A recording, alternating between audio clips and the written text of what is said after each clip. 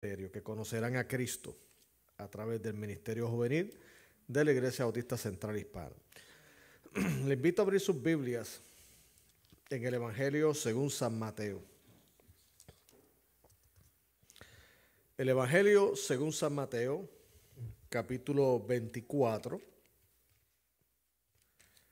versículos del 3 al 14. El Evangelio según San Mateo, capítulo 24, versos del 3 al 14. Y una vez que lo tengan, si su condición física le permite, estén en pie para hacer lectura de este texto bíblico. Mateo capítulo 24, versos del 3 al 14. Y le hemos titulado, como se han percatado en los pasados mensajes, que lo hemos hecho basados en las preguntas que los mismos discípulos le hicieron a Jesús. En esta ocasión la pregunta que da inspiración al título es el siguiente: ¿qué pasará al final de los tiempos? ¿Qué pasará al final de los tiempos? Y dice así la palabra del Señor en el nombre del Padre, del Hijo y del Espíritu Santo. Dice: y estando él sentado en el monte de los olivos, los discípulos se le acercaron aparte, diciendo: dinos, ¿cuándo serán estas cosas? ¿Y qué señal habrá de tu venida y del fin del siglo?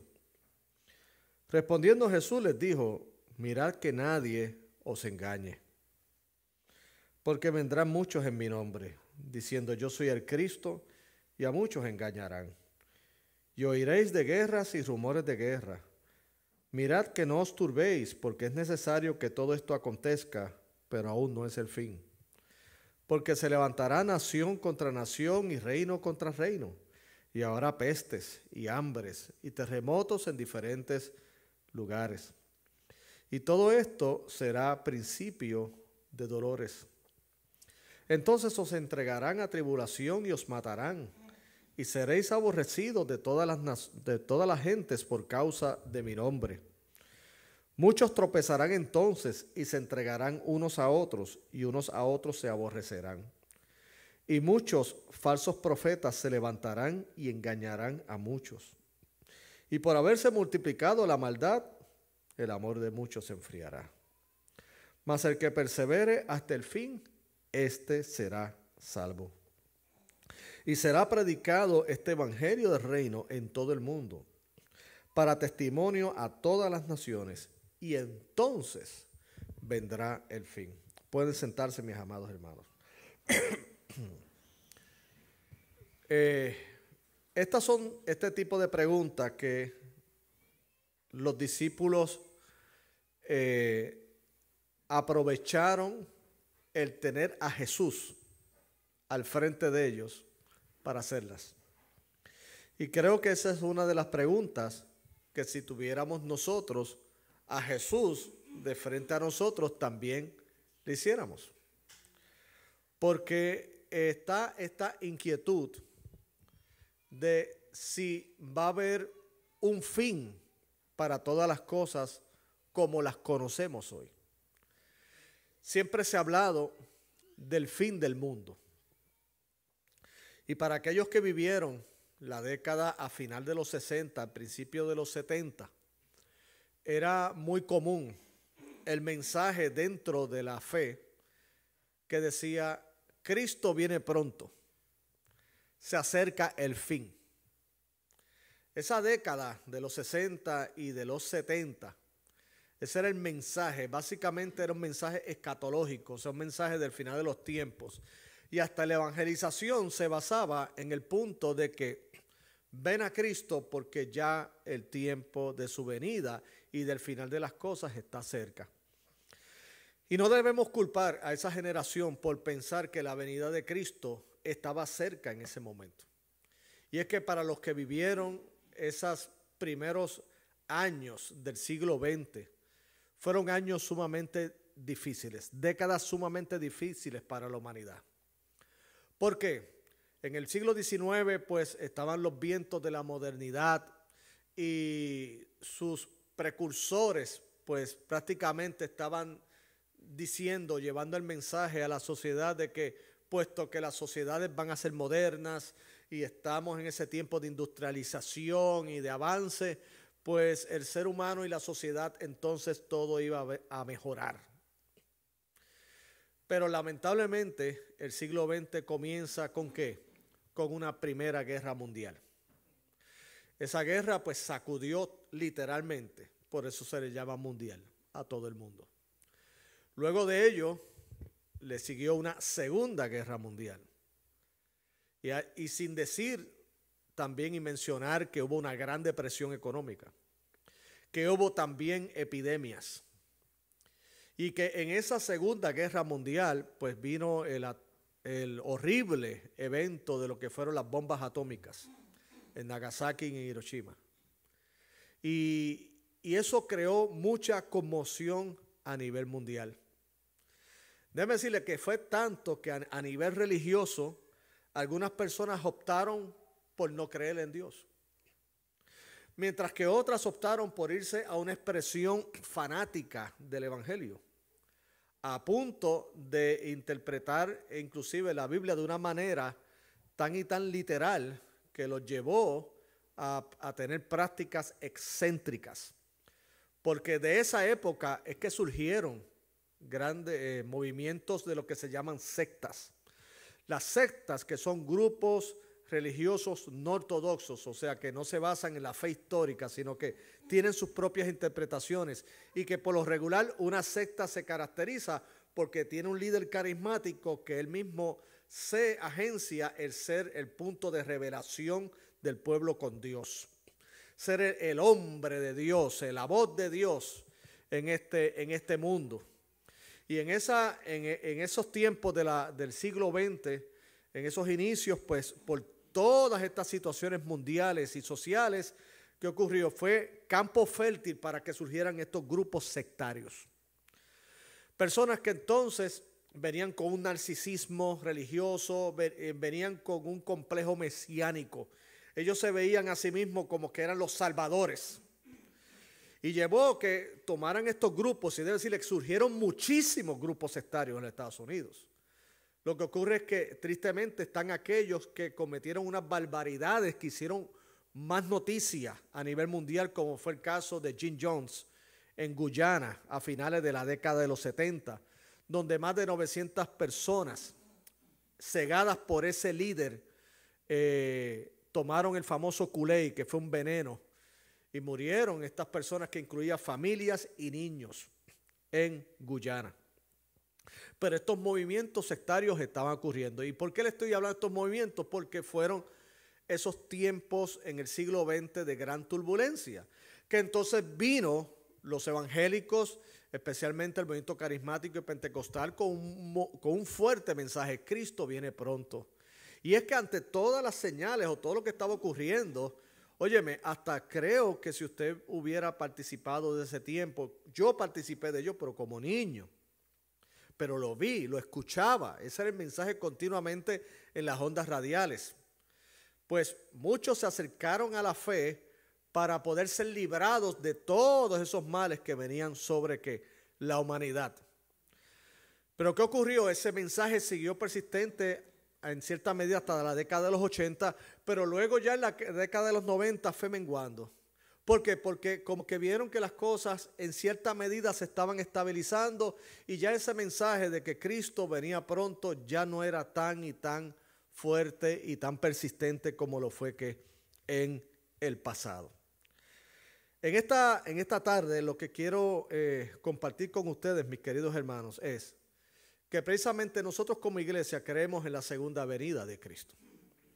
Creemos en la segunda venida de Cristo como un evento literal, como un evento que va a ocurrir en el tiempo señalado por Dios, que no es nadie, por más teólogo que sea, o por más espiritual que diga que esa persona sea, nadie sabe el día ni la hora en que el Hijo del Hombre vendrá. Eso solamente lo sabe el Padre en su sola potestad. Lo que nos toca a nosotros, de acuerdo a la exhortación que nos da Jesucristo y también los apóstoles en sus epístolas, es que nosotros vivamos como hijos de luz en estos tiempos. O sea, teniendo en consideración que la venida del Señor no sabemos cuándo será, sino que va a ser un momento sorpresivo para nosotros, debemos vivir a la luz de ¿qué? De el Evangelio, a la luz de vivir vidas consagradas al Señor, o como dice el apóstol Pablo, ser luminarias en medio de un momento de oscuridad, y que vivamos para glorificar a nuestro Padre que está aquí en los cielos. Ahora, no sabemos el día ni la hora, pero sí el Señor Jesucristo, según dice en Mateo 24, dio ciertas señales. Y cabe señalar que estas señales se han dado a través de toda la historia. Porque cuando la Biblia habla de los últimos tiempos, los postreros días se refiere a todos aquellos días que comprenden después de la ascensión de Jesucristo a los cielos. O sea, Cristo resucitó y ascendió literalmente a los cielos. Y podemos decir que en ese momento que Cristo ascendió a los cielos, la cuenta regresiva comenzó. Pero claro, recordemos que, como bien dijo el apóstol Pedro, un día para el Señor son como 1000 años y 1000 años como un día. Porque hasta en los tiempos del apóstol Pedro hubo personas que dijeron, bueno, y no que Cristo venía, porque muchos de los creyentes del primer siglo esperaban que esto se cumpliese en su momento, porque ellos estaban pasando por tribulaciones, ellos tuvieron persecuciones, ellos estaban en sufrimiento y pensaron que Jesucristo podría venir en ese momento. Pero entonces algunos se desanimaron al ver que no venía inmediatamente, a lo cual Pedro, inspirado por el Espíritu Santo, dice en su segunda epístola, dice, mira, no es que la venida del Señor es como algunos la tienen por tardanza, sino que el Señor quiere que todos procedan ¿qué? Al arrepentimiento.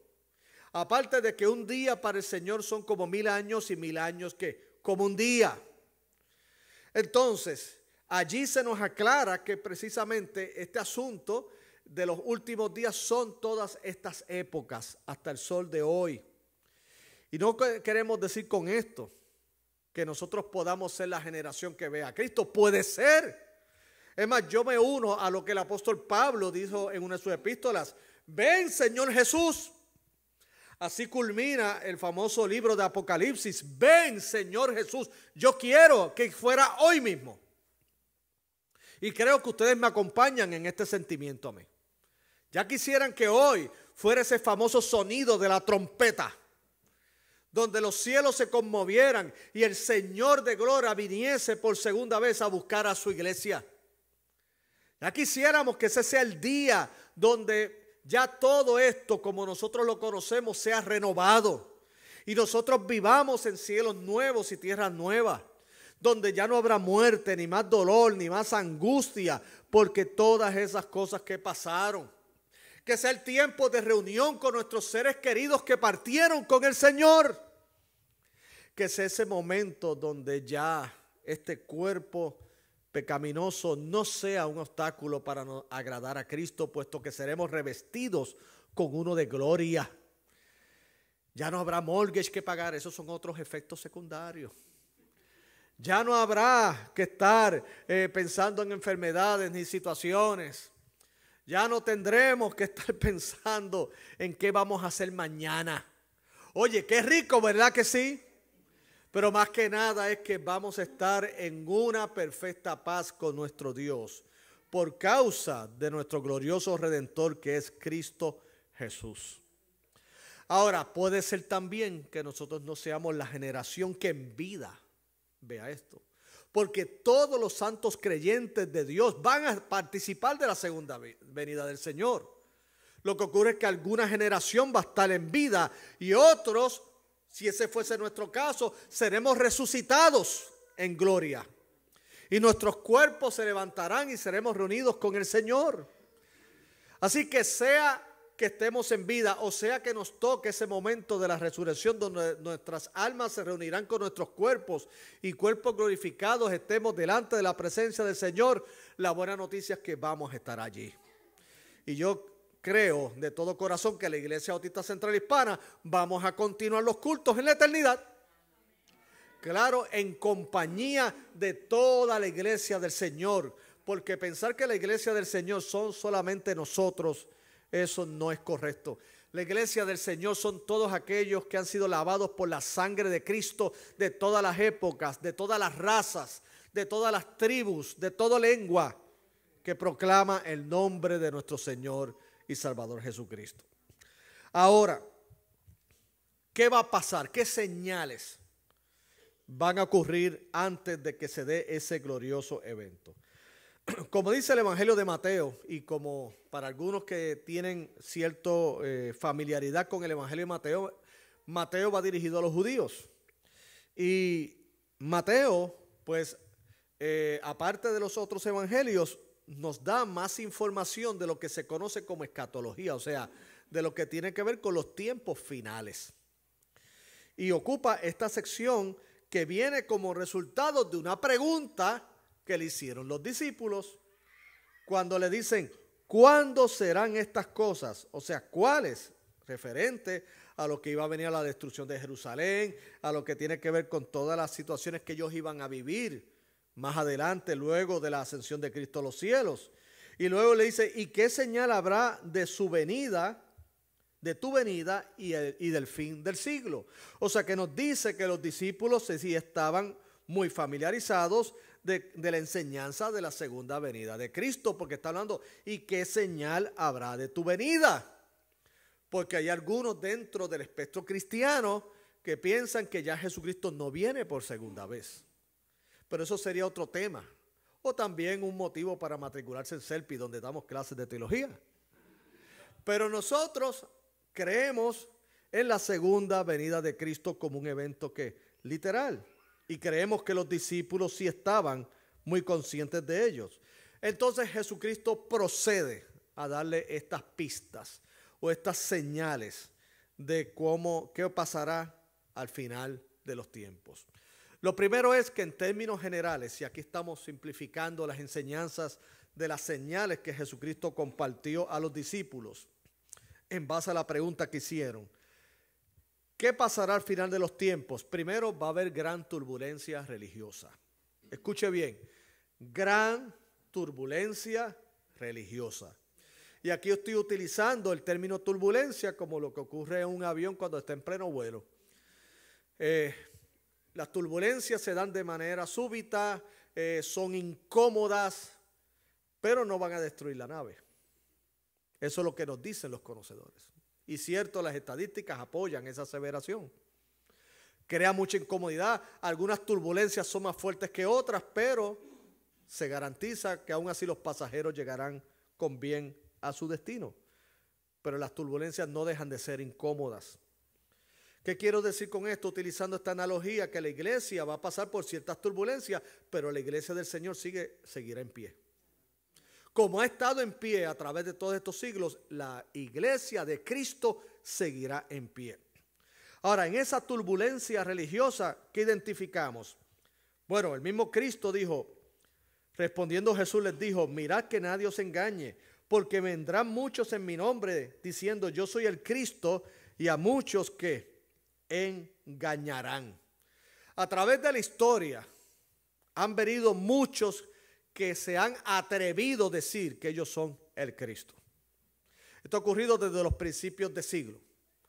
Pero aún ya con el avance de la tecnología que nos permite conocer qué es lo que ocurre en otras partes del mundo, es que nosotros podemos llegar a creer que hoy día hay más este tipo de apóstatas, de falsos profetas que se agencian ser Jesucristo, más que en los tiempos de antes. No. En los tiempos de antes, hasta el mismo apóstol Juan en una de sus epístolas dijo que han salido muchos anticristos por el mundo. Y son todas aquellas personas que habían negado que Cristo había venido en carne y que tergiversaban el mensaje. Pero otros también que decían, miren, yo soy el Cristo. Y una de las características de las sectas es que la gran mayoría de sus líderes se adjudican ser el Mesías. Se adjudican ser el Cristo. Y mi hermano, yo creo que ningún país inclusive de nosotros latinoamericanos, está exento de que no haya habido uno que por lo menos haya proclamado de que sea el Cristo. Porque yo quiero que pensar así, porque en Puerto Rico han surgido demasiados. En una isla tan pequeña, porque Puerto Rico cabe en cualquier corazón. Es tan pequeñito, es un bebecito. Usted puede estar en un día por todos lados allá, bien nice. Y en una isla de apenas 3 millones de habitantes, que muchos falsos profetas, y hablo de mi país, donde han habido algunos que dijeron que eran Jesucristo hombre, como ocurrió en un movimiento llamado Creciendo en Gracia. Oh, ese hombre que quiero que sepan que era un predicador bautista del sur previo a eso. Era un hombre que gozaba de gran reputación entre los bautistas y predicaba las doctrinas de la gracia. Fue de los primeros en la década de los 80 que comenzó a predicar las gloriosas doctrinas de la gracia. Ese hombre era sana doctrina.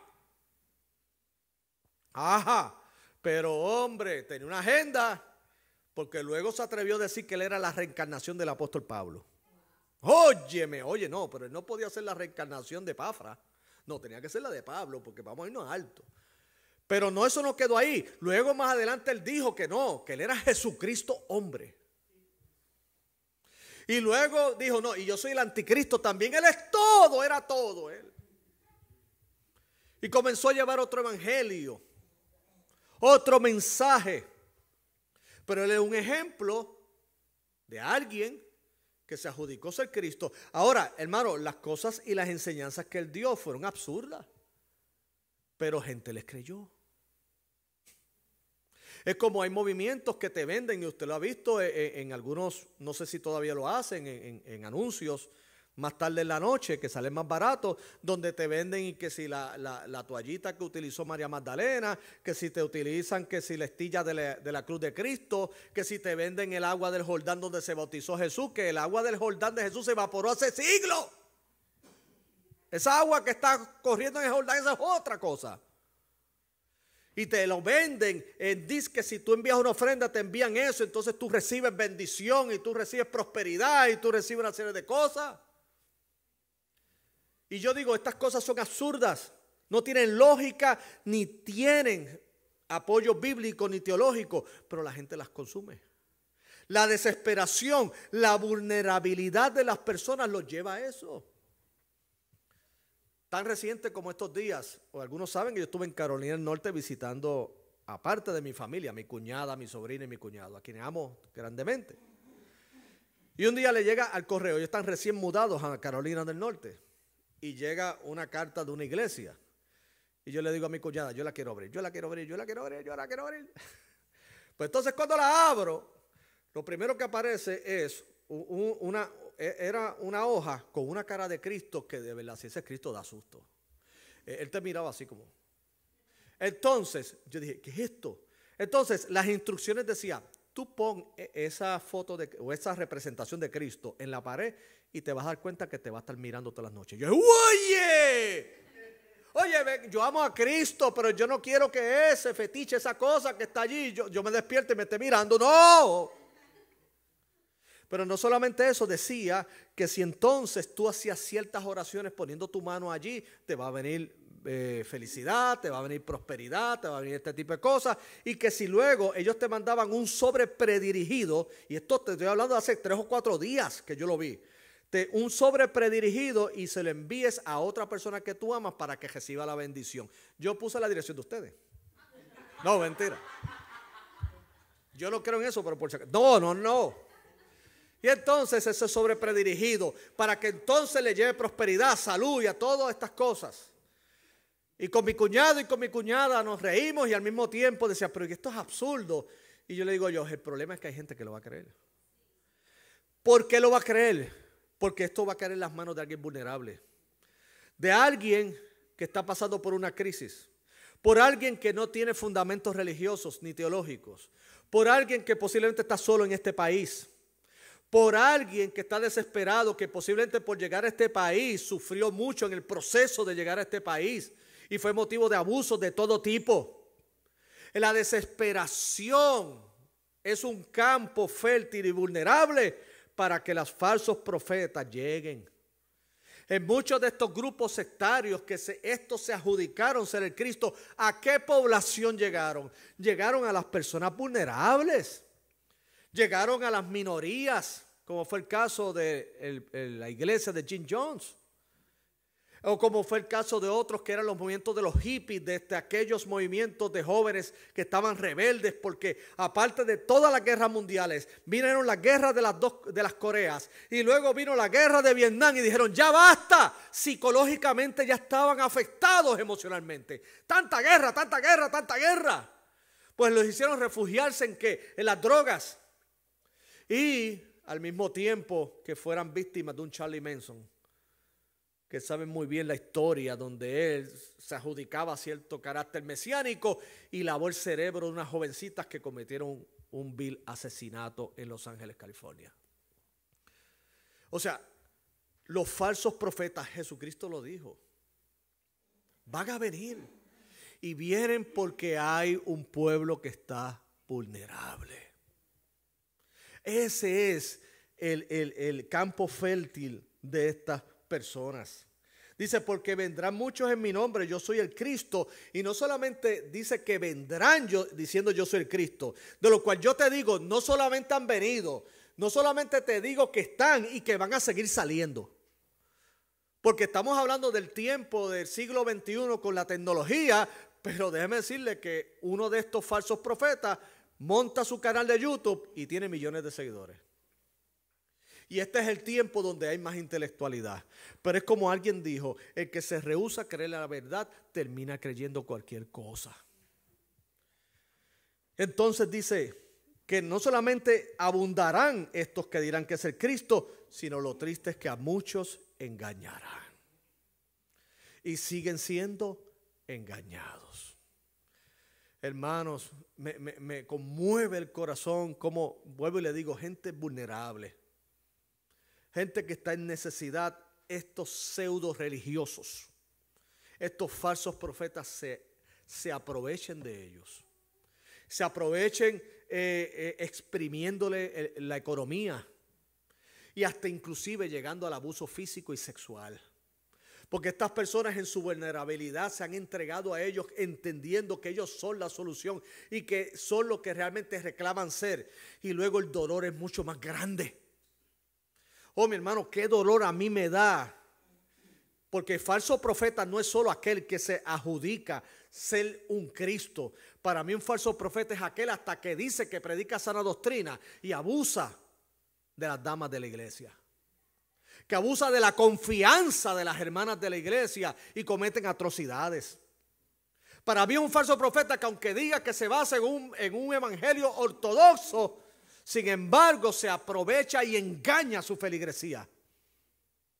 Oh, mi hermano, eso es tan falso profeta como el otro. Es más, yo le diría que ese es 10 veces más culpable. ¿Por qué? Porque él reclama estar en la verdad. Y si reclama estar en la verdad, entonces debe caminar como dice Juan, que dice, yo me regocijo de tus hijos que conocen la verdad y caminan en la verdad. Pero estos no, son lobos vestidos de ovejas. Porque para nosotros teológicamente es más fácil identificar a aquel que dice, yo soy el Cristo y las escrituras apuntan hacia mí. Y usted tiene las bases bíblicas para decir, no, esto es un charlatán. Y de hecho es un charlatán. Pero me preocupa el otro que dice que está trazando bien las escrituras y muy próspero y este tipo de cosas. Y luego resulta que abusó de niños. Y eso me da asco. Resulta que se aprovechó económicamente de hermanos que confiaron en él. Me molesta que le arruine las vidas con un legalismo que solamente le impone, pero él con un dedo no la mueve. Que comienza a decirle a la gente, no hagas esto, no hagas aquello, que si vas aquí es del diablo, que aquello es del diablo, es del diablo. Y recuerdo en los 80 un predicador que decía que hasta ir a una piscina era del diablo. Pero la agarraron en un parque en Orlando, Florida, donde había unas chojeras de agua y tenía un espido puesto. Y el problema es que no hacía ejercicio él. Doble pecado. Entonces él condenaba a la gente que iba a la playa, pero alguien lo agarró en un parque y lo retrató. Y en aquel tiempo no habían celulares, eran cámaras normales. Y dijeron, este es el predicador, pácate, lo agarraron. Él estaba en su traje de bañito ahí deslizándose por la chojera. ¿Es malo deslizarse por la chojera? No. ¿Es malo los parques así familiares para? No. Él lo hizo pecado y él participó. Lo que lo hace no que el parque sea pecado, es que él es un hipócrita. Porque entonces privó a familias de disfrutar de momentos lindos en un parque como ese. Pero yo escondidito me pongo mi espido y me voy a y después sin hacer ejercicio. Eso es doble pecado. Si te vas a poner eso, pues a un gimnasio, mi hermano. No hagas que la gente peque. No le distorsiones el panorama, la visión. Eso, y esos tiempos de hipocresía, aún el apóstol Pablo cuando le escribió a Timoteo, dice que en los tiempos postreros algunos apostatarán de la fe. Pero dentro de esa apostasía de la fe, que quiere decir la negación, el apartarse de lo establecido, están aquellos que mienten, que son desobedientes a los padres, que hablan que no tienen, que tienen apariencia de piedad, pero niegan la eficacia de ella. A estos evita. A estos evita. Aquellos que se te presentan muy piadosos. Oye, mi hermano, esto es un halo aquí. Ellos caminan y hay un halo. Y son muy piadosos a frente tuyo, a frente mío. Pero con sus hechos lo niegan.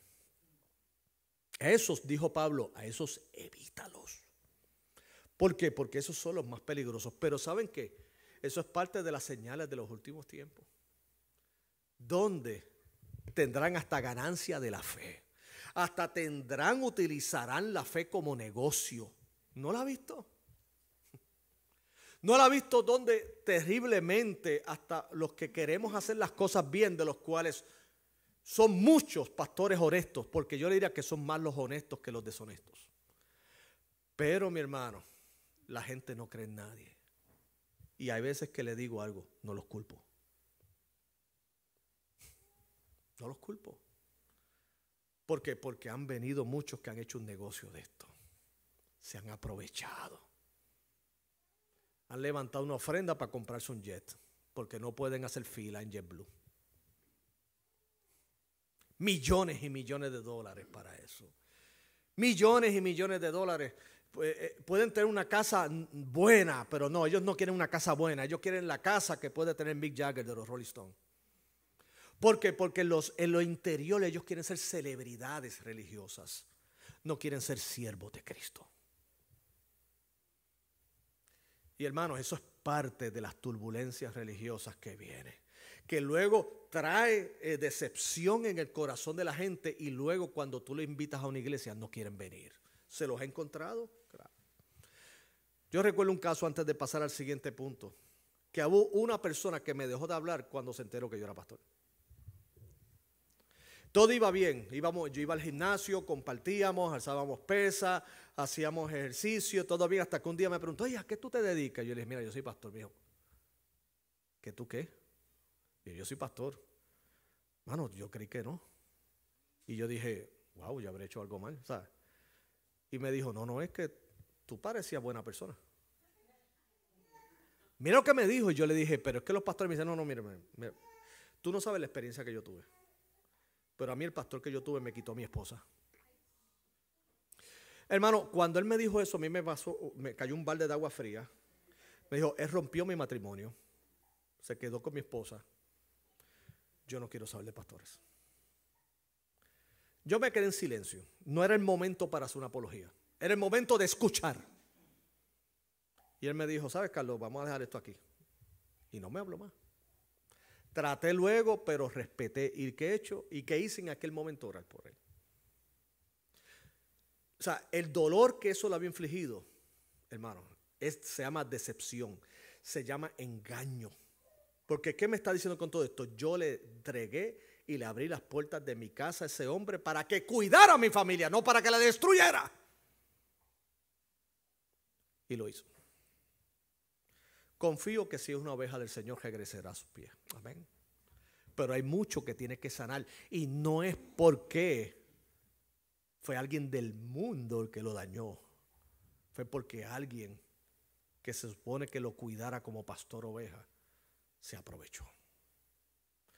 Turbulencia religiosa. Cristo ven, bendito sea tu nombre, Señor. Porque lo segundo es conflicto social y político. Dice aquí que oiréis de guerras y rumores de guerra. Mirad que no os turbéis, porque es necesario que todo esto acontezca, pero aún no es el fin.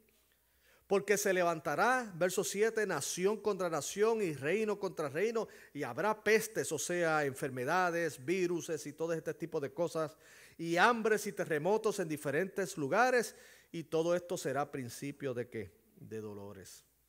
Aquí yo diría conflicto social, político y hasta ambiental. Estamos hablando de fenómenos del ambiente, está hablando de que de terremotos en diferentes lugares. Y muchos han dicho, pero pastor, eso ha ocurrido. Sí, eso ha ocurrido a través de la historia. Yo recuerdo un terremoto que ocurrió, creo que fue a principios de la década de los 80 en México, que fue terrible. ¿Y qué decirle de los terremotos o temblores que hubo en mi país, que mis papás perdieron su casa de toda la vida hace apenas 3 años atrás? Pero claro, lo que está hablando aquí es como algo que se va a ir incrementando. Que ha habido guerras desde que el mundo es mundo y desde que Adán decidió y Eva tomar del fruto prohibido, han venido guerras. Pero ¿qué quiere decir? Que nunca estas cosas van a seguir incrementándose, nunca va a poder el hombre ponerse de acuerdo con el hombre, siempre van a estar las agendas personales, porque las guerras vienen como resultado de ello, de la desconfianza que tienen naciones con naciones, de políticos con políticos. Y claro, que no son los presidentes los que van a ir a coger el bombazo ni la granada, son los del pueblo. Ellos son los que no se ponen de acuerdo y después dicen, vamos a guerra, pero no es él el que va a guerra. No es él el que se pone un uniforme de fatiga. No es él el que se monta en un tanque. Van las tropas, va el pueblo, que entiende que tiene un deber para defender su patria. Pero son muchos que entonces pierden un padre, pierden un hijo, pierden un ser querido. Yo soy antiguerra, hermano. Algunos me han dicho, pastor, las guerras son un mal necesario. Podría ser dentro del argumento lógico, pero sigue siendo un mal que a mí no me gusta. No me gustan ni las guerras políticas, ni las guerras entre la gente, no me gusta. Yo creo que no es el principio de Dios estar a favor de la guerra. Nuestro Dios es un Dios de paz.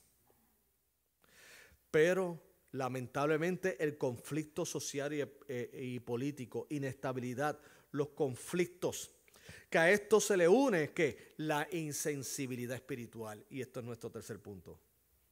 Hablamos de la turbulencia religiosa, hablamos de los conflictos sociales y políticos, donde todavía hoy día hay tensiones, hermanos.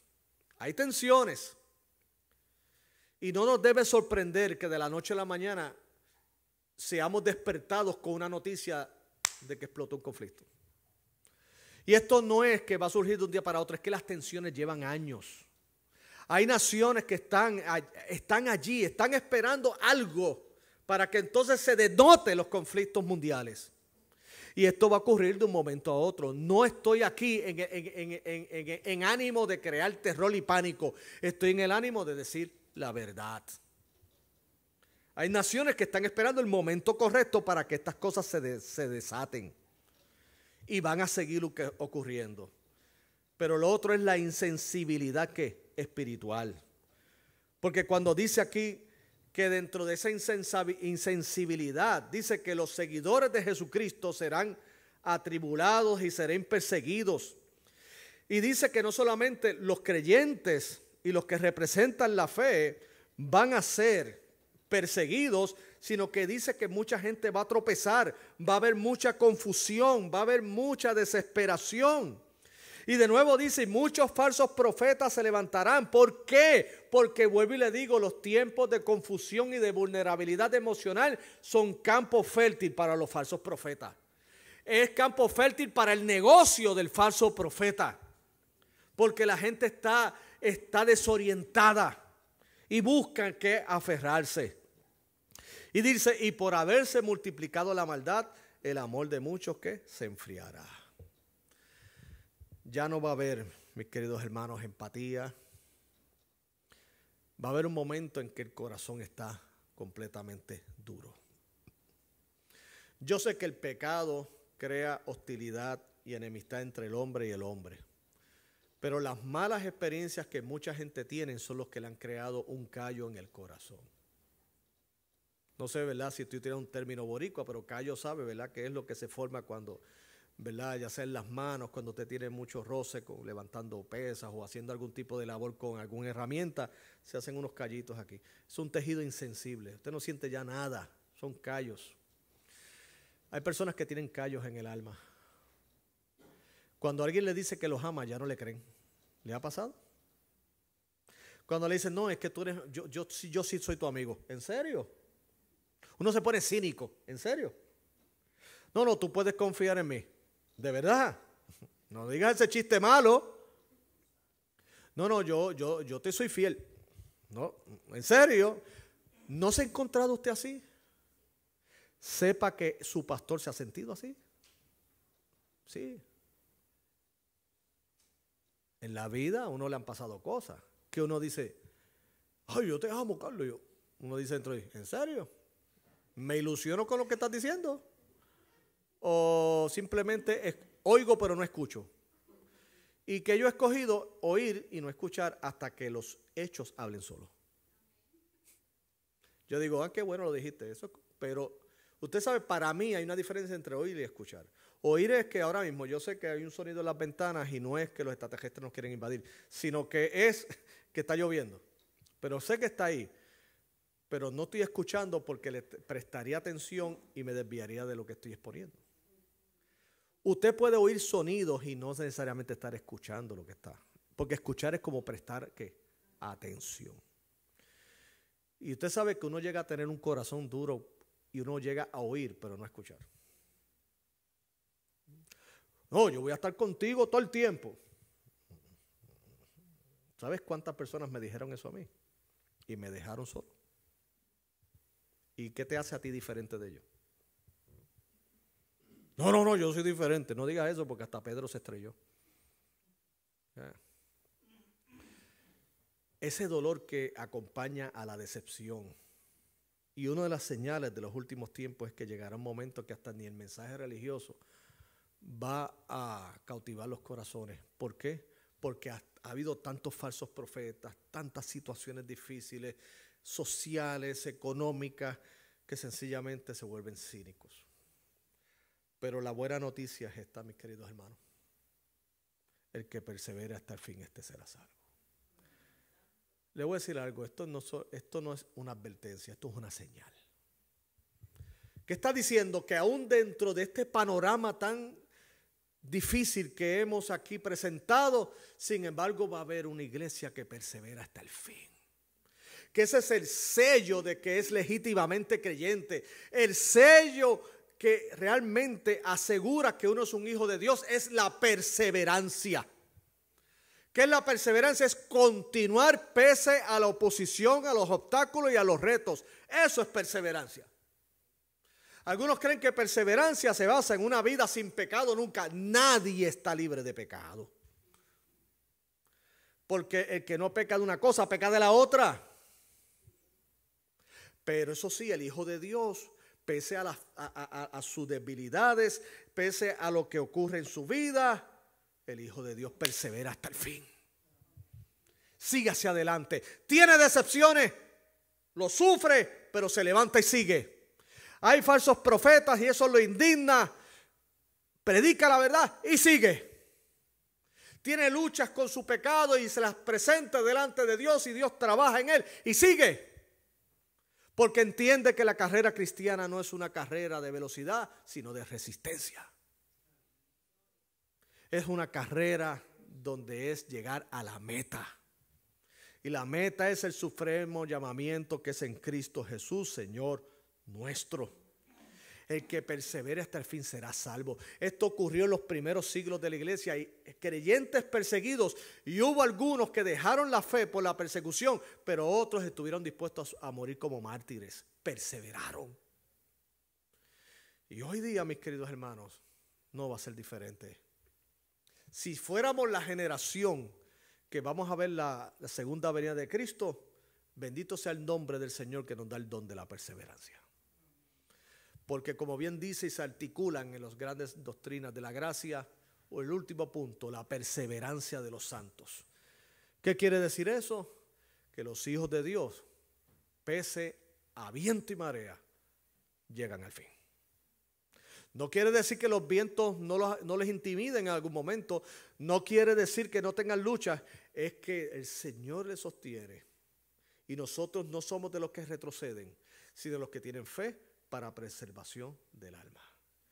Y la otra señal es que y será predicado este evangelio del reino en todo el mundo para testimonio a todas las naciones. Y entonces vendrá el fin. Hay mucho que hacer todavía. Hay mucho que hacer. Hay ciertas partes del mundo que no conocen el evangelio. Usted dirá, ¿cómo? Así como usted lo escucha. Todavía se está trabajando en traducciones en idiomas y dialectos que no tienen acceso a una Biblia. Y hay personas que están dedicadas día y noche a esa noble tarea. ¿Cómo culminamos esto? ¿Qué pasará al final de los tiempos? En el plano humano, muchas turbulencias. Pero en el plano espiritual, la victoria es Cristo y su iglesia. Porque esta es la victoria que ha vencido el mundo, nuestra fe. Porque somos más que vencedores por medio de aquel que nos amó, de modo que ni la vida, ni la muerte, ni ángeles, ni potestades, ni lo presente, ni lo porvenir, ni lo alto, ni lo profundo, ni ninguna otra cosa creada nos podrá separar del amor de Dios, que es en Cristo Jesús, Señor nuestro. Un reverente aplauso al Señor y vamos a orar.